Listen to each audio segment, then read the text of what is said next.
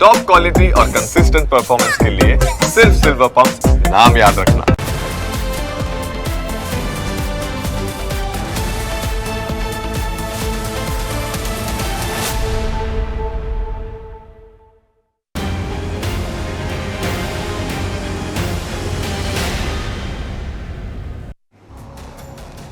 જો તમારી પાસે સલાહ આપવાની આવડત હોય તો રાજકોટ મહાનગરપાલિકાને આપની ખાસ જરૂર છે।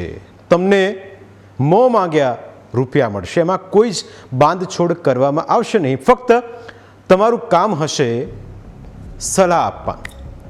સલાહ આપો અને રૂપિયા લઈ જાઓ। ભવિષ્યમાં કદાચ એવું બની શકે કે રાજકોટ મહાનગરપાલિકા આવી જાહેરાતો આપીને વહીવટ ચલાવવા લોકોની સલાહ લેવા લાગે।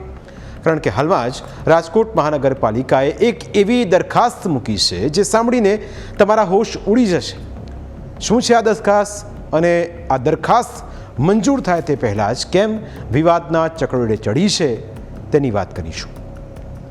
રાજકોટ મહાનગરપાલિકાના અધિકારીઓના જંગલેશ્વર ડેમોલિશન દરમિયાન ચા નાસ્તાના બિલનો વિવાદ હજુ માંડ શાંત પડ્યો, તેવામાં ફરી એકવાર અધિકારીઓની કામગીરી સામે સવાલ ઉઠ્યા છે। આ વિવાદ શું છે તે પહેલા સાંભળો। એર ક્વોલિટી રાજકોટ શહેરની કેવી રીતે ઘટે અને રાજકોટ શહેર સ્વચ્છ કેવી રીતે બને તેની સલાહ લેવાના કોર્પોરેશન રૂપિયા 1.11 કરોડ ચૂકવવા તૈયાર થયું છે। કારણ કે આ દરખાસ્ત અત્યારે સ્ટેન્ડિંગ કમિટીમાં આવી છે।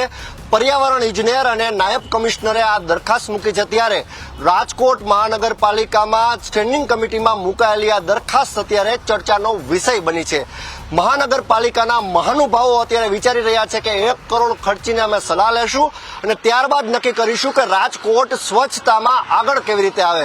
સ્વચ્છતાની હોડમાં અધિકારીઓ તો એટલા પાગલ થઈ ગયા છે કે પ્રજાની તિજોરીનો પણ જરા પણ એને ચિંતા નથી અને પ્રજાના રૂપિયા કઈ રીતે વેડફાય તે અત્યારે તે વિચાર કરીને જે રીતે દરખાસ્ત મૂકવામાં આવી છે, ત્યારે આ દરખાસ્ત મંજૂર થશે કે કેમ એ તો આવનારો સમય જ બતાવશે। પરંતુ અધિકારીઓ પોતાની બુદ્ધિનું પ્રદર્શન કરે છે એ તો વાત ચોક્કસ છે।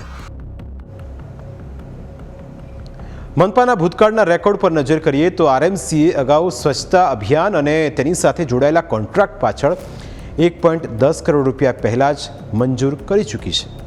પ્રજાના કરવેરામાંથી મેળવેલા આટલા કરોડો રૂપિયા ખર્ચાયા હોવા છતાં શહેરમાં સ્વચ્છતાનું ચિત્ર બદલાયું નથી। પ્રશ્ન એ થાય કે જ્યારે આટલું મોટું બજેટ ફાળવવામાં આવ્યું હોય ત્યારે શહેર સ્વચ્છ કેમ ન થઈ શક્યું? આ સવાલ હજુ તો ઊભો છે। ત્યાં રાજકોટ મહાનગરપાલિકાએ NICSIના 5 કન્સલ્ટન્ટની સેવા લેવાની દરખાસ્ત મૂકી છે। NICSI એટલે national informatics centre services incorporate, જે કેન્દ્રના ઇન્ફોર્મેશન ટેકનોલોજી મંત્રાલય હેઠળ આવતા નેશનલ ઇન્ફોર્મેટિક્સ સેન્ટરની એક અગ્રણી સરકારી કંપની છે, જેનો મુખ્ય ઉદ્દેશ ડિજિટલ ઇન્ડિયા અને ઈ ગવર્નન્સ પ્રોજેક્ટને ઝડપી અને અસરકારક રીતે અમલમાં મૂકવાનો છે। હવે રાજકોટ કોર્પોરેશને NICSIના 5 કન્સલ્ટન્ટની સેવા લેવાની દરખાસ્ત મૂકી છે। આ સેવા સ્વચ્છ સર્વેક્ષણ 2026, સ્વચ્છ ભારત મિશન 2.0, નિર્મળ ગુજરાત 2.0 અને વાયુ સર્વેક્ષણ જેવા મહત્વના કામો માટે છે। હવે આ સેવા વધુ 6 મહિના અને 8 દિવસ માટે લેવાની છે। સત્તાવાર માહિતી પ્રમાણે NICSI દ્વારા 22 એપ્રિલથી 31 ઓક્ટોબર 2026 સુધી 5 કન્સલ્ટન્ટ ફાળવાયા છે, જેમાં એક સિનિયર લેવલના કન્સલ્ટન્ટ, જે 3 મીડિયમ લેવલના કન્સલ્ટન્ટ અને એક જુનિયર લેવલના કન્સલ્ટન્ટનો સમાવેશ થાય છે। હવે આ 5 કન્સલ્ટન્ટ શું કામગીરી કરશે તે પણ જાણીએ। આ 5 નિષ્ણાતો આગામી સમયગાળા દરમિયાન રાજકોટ શહેરમાં સર્વે કરશે, ત્યારબાદ મનપાના અધિકારીઓને જરૂરી સલાહ સૂચનો આપશે। નિષ્ણાતો જણાવશે કે શહેરના ફલાણા વિસ્તારમાં કેવી રીતે સ્વચ્છતા જાળવવી અને કેવી રીતે હવાની ગુણવત્તા સુધારવી। હવે તેના માટે જે ખર્ચ થશે તે કોર્પોરેશન પોતાના ભંડોળમાંથી નહીં કરે, પરંતુ 15મા નાણાં પંચની SGM ગ્રાન્ટના બજેટમાંથી કરાશે। મહત્વનું છે કે કેન્દ્ર સરકાર દર વર્ષે દેશના શહેરોમાં સ્વચ્છતા માટે હરીફાઈ વધે અને શહેરોનું રેન્કિંગ સુધરે તે હેતુથી સ્વચ્છતા સર્વેક્ષણ યોજે છે। રાજકોટ શહેરને પણ આ વર્ષે સારું રેન્કિંગ મળે અને સોલિડ વેસ્ટ મેનેજમેન્ટ સહિતના પ્રોજેક્ટને વધુ અસરકારક બનાવી શકાય તે માટે નિમાયેલા કન્સલ્ટન્ટ સતત ટેકનિકલ માર્ગદર્શન અને પ્રોજેક્ટ મેનેજમેન્ટ સેવાઓ આપી રહ્યા હોવાનો કોર્પોરેશનનો દાવો છે. પરંતુ સવાલ એ થાય કે શું સર્વે કરીને સલાહ લેવાના ₹1.11 કરોડ થાય ખરા? શું કોર્પોરેશનના અધિકારીઓ શહેરને સ્વચ્છ કેવી રીતે રાખવું અને તેની લાયકાત નથી ધરાવતા? રાજકોટ કોર્પોરેશને બહારના કન્સલ્ટન્ટની જરૂર કેમ પડી? અને 1.11 કરોડ ખર્ચ કર્યા પછી પણ શહેર સ્વચ્છ થઈ જશે તેની કોઈ ગેરંટી છે કે નહીં? આટલી મોટી રકમ એડવાન્સ ચૂકવવાની દરખાસ્ત કેમ મૂકવામાં આવી? કોર્પોરેશનની દરખાસ્તના ભૂતકાળની કામગીરીને બહાલી આપવાની વાત કેમ કરાઈ છે?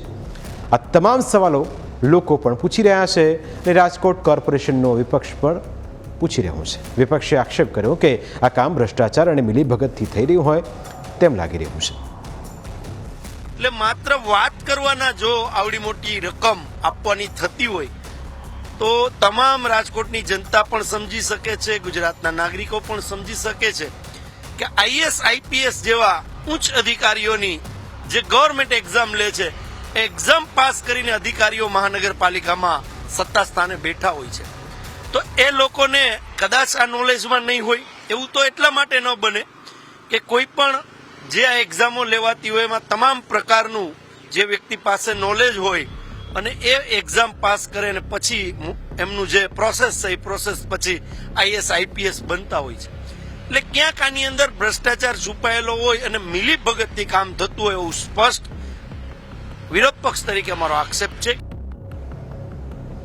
જરા વિચાર તો કરો કે સલાહ લેવા માટે પણ જો કોર્પોરેશન આટલો મોટો ખર્ચ કરી શકતી હોય તો બીજા મહત્ત્વના કામો માટે કેટલા રૂપિયાનો ખર્ચ કરાતો હશે? જો અધિકારીઓએ સાચી સલાહની જરૂર હોય તો રાજકોટ અને ગુજરાતની જનતા ખૂબ હોશિયાર છે. ખાસ કરીને રાજકોટની જનતા તો વધારે હોશિયાર છે. એમની પાસેથી સૂચનો માગો, તમને ઢગલો સૂચનો મળશે. તમે રાજ્યના જે તે વિષયના નિષ્ણાંતો પાસે સલાહ માગો તો તમને મફતમાં સલાહ આપશે. પણ પ્રજાના પૈસાનો આ રીતે ધુમાડો કરવો તે સાહેબ રાજકોટને શોધતું નથી. કદાચ વિચારવાનું અધૂરું રહી ગયું હોય તો ફરીથી વિચારજો, કારણ કે સવાલ રાજકોટનો છે, તમારો છે.